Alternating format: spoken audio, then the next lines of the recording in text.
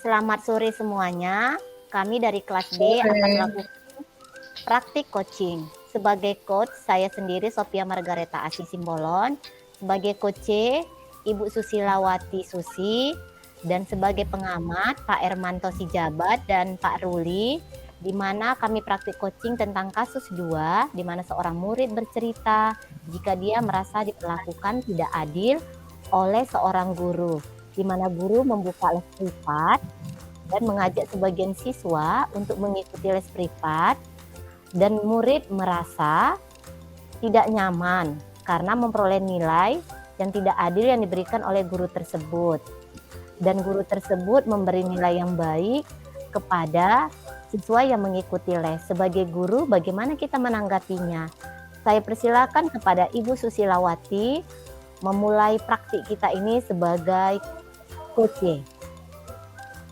Selamat siang Bu Sophie, boleh minta waktunya Bu? Saya ingin bercerita dengan Ibu. Selamat siang Susi, tentu boleh Susi.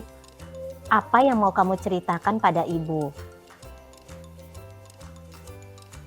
Ceritanya begini Bu, akhir-akhir ini saya merasa tidak nyaman dalam suatu pelajaran. Hal itu sangat mengganggu pikiran saya Bu.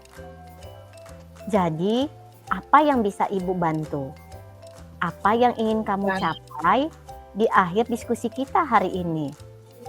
Saya ingin mendapatkan solusi dari masalah ini, Bu. Selain itu, apa ada lagi yang ingin kamu capai? Ada, Bu. Saya ingin memperbaiki cara belajar saya agar saya mendapatkan nilai yang baik. Saya ingin merasa nyaman saat belajar pada suatu mata pelajaran, Bu. Coba sekarang kamu ceritakan kepada Ibu. Hal apa yang membuat kamu merasa tidak nyaman dalam suatu mata pelajaran? Saya merasa galau, Bu, akhir-akhir ini. Saya merasa tidak diperlakukan adil, Bu, dalam hal pemberian nilai ulangan pada salah satu guru mata pelajaran, Bu. Apa yang membuat kamu merasa tidak adil dari guru tersebut? Ceritanya begini, Bu. Guru tersebut kan membuka les privat dan sebagian murid di kelas mengikuti les privat dari ibu itu, kecuali saya. Saya merasa bahwa nilai yang diberikan itu tidak adil, Bu. Murid-murid yang mengikuti les mendapatkan nilai yang lebih baik daripada murid yang tidak mengikuti les. Oh, begitu masalahnya. Sekarang Ibu mulai memahami. Selain nilai yang kamu dapatkan dari ulangan, hal apa lagi yang membuatmu merasa tidak nyaman? Ya, saya merasa tidak nyaman, Bu, ketika ibu itu sering menyindir murid yang tidak mau les privat sama beliau, Bu. Boleh Ibu tahu seperti apa sih bentuk sindiran tersebut?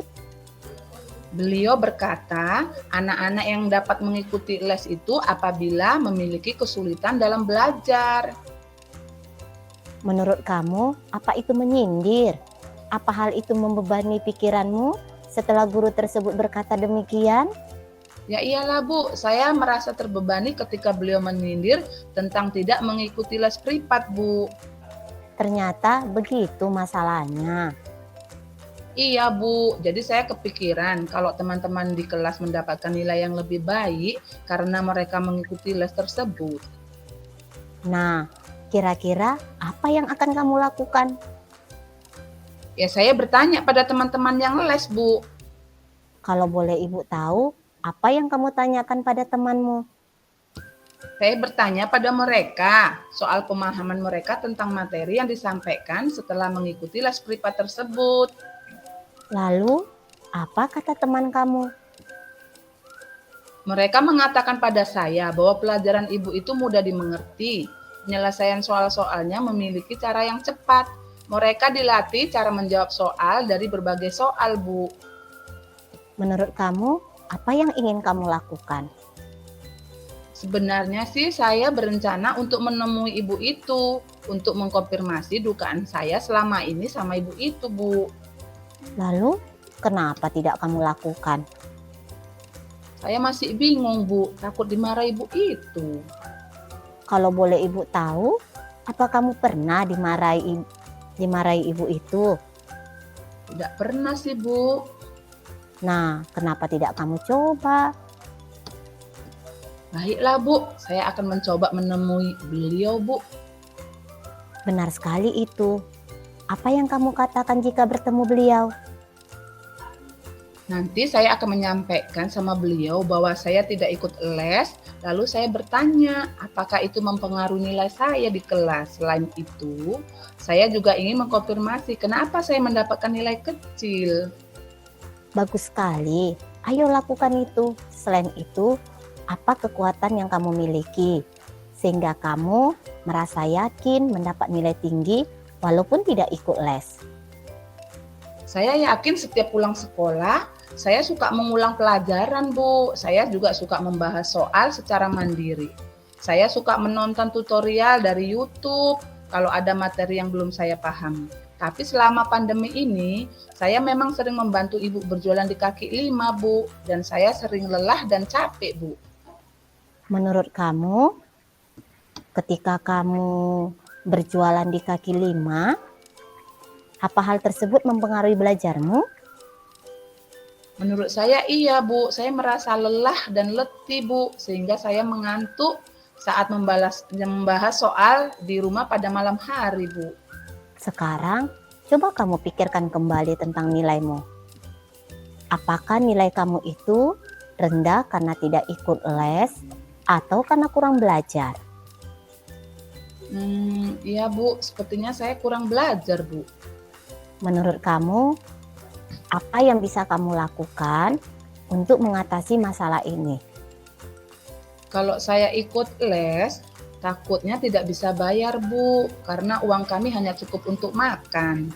Tapi akan saya minta bantuan, Bu, sama teman saya Melda untuk menjelaskan materi atau soal yang belum saya pahami, Bu. Nah, sekarang apa rencana kamu dalam mencapai tujuan? Yang pertama, saya akan menemui ibu itu dan saya akan menyampaikan bahwa saya tidak dapat mengikuti les tersebut. Dan saya nanti akan bertanya dengan sopan sama ibu itu, apakah mempengaruhi nilai saya di kelas. Yang kedua, saya akan mengkonfirmasi kepada beliau tentang jawaban tes yang diberikannya. Dan yang ketiga, saya akan mengatur waktu belajar saya dan dalam hal membantu ibu berjualan di kaki lima. Dan saya akan belajar lebih giat lagi, Bu, sehingga saya nanti akan mendapatkan nilai yang lebih bagus lagi, walaupun saya tidak ikut les.